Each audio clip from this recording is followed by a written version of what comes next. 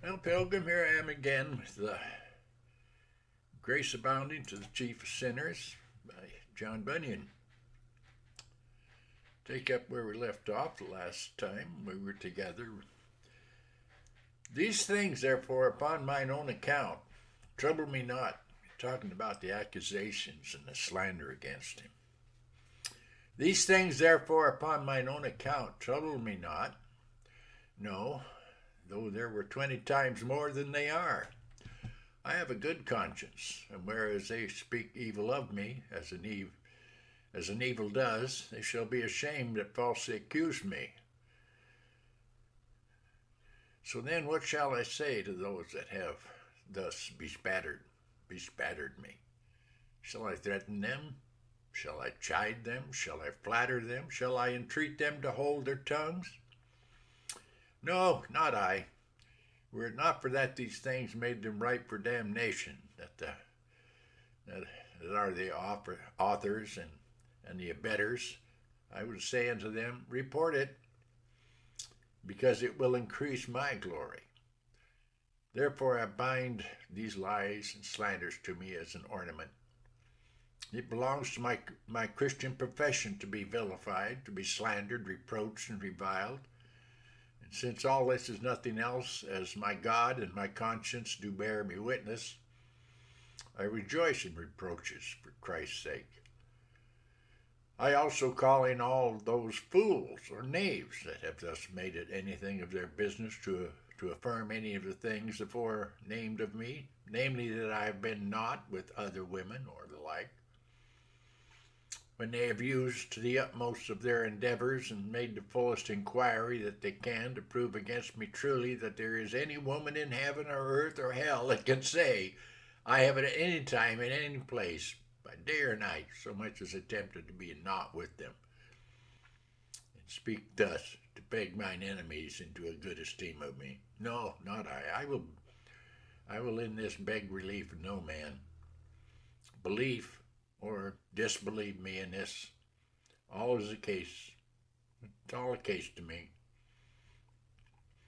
My foes have missed their mark in this they're shooting at me. I am not the man. I wish that they themselves be guiltless. If all the fornicators and adulterers in England were hanged by the neck till they be dead, scaps John Bunyan, the object of their envy, he would still be alive and well.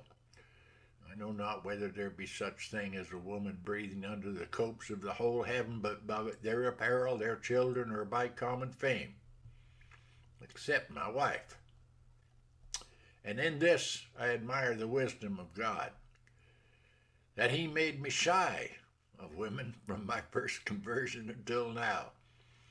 Those know and can also bear me witness with whom I have been most intimately concerned that it is a rare thing to see me carry it pleasant towards a woman.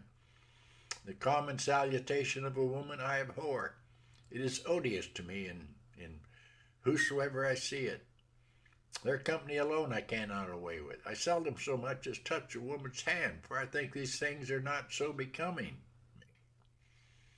When I have seen good men salute those women they have visited or that have visited them, I have at times made my objection against it, and when they have answered that it was but a piece of civility, I have told them it is not a comely sight.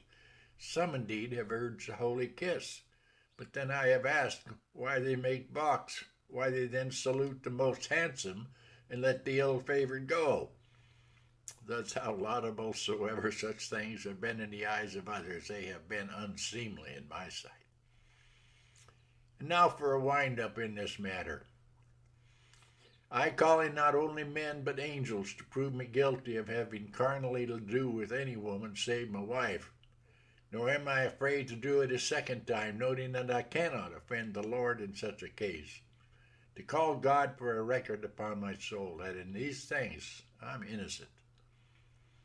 Not that I have been kept thus because of any goodness in me, more than any other, but God has been merciful to me, and has kept me, to whom I pray that he will keep me still, not only from this, but from every evil way and work, and preserve me to his heavenly kingdom.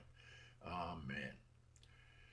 Now as Satan labored by reproaches and slanders to make me vile among my countrymen, that if possible my preaching might be made of none effect, so there was added thereto a long and tedious imprisonment, that thereby I might be frighted from my service for Christ, and the world terrified and made afraid to hear me preach, of which I shall in the next place give you a brief account. Having made profession of the glorious gospel of Christ a long time, and preached the same about 5 years, I was apprehended at a meeting of good people in the country, among whom, had they let me alone, I should have preached that day, but they took me away from amongst them, had me before a justice, who, after I had offered security for my appearing at the next sessions, yet committed me, because my sureties would not consent to be bound that I should preach no more to the people. At the sessions after, was indicted for an upholder and maintainer of unlawful assemblies and conventicles, and for not conforming to the national worship of the Church of England. And after some conference there with the justices, they taking my plain dealing with them for a confession, as they termed it, of the indictment, did sentence me to perpetual banishment, because I refused to conform. So being again delivered up to the jailer's hands, I was had home to prison again, and there have lain now complete 12 years, waiting to see what God would suffer these men to do with me. And we'll take this up tomorrow. God bless, Pilgrim. Think on these things. God bless. Have a wonderful, blessed day.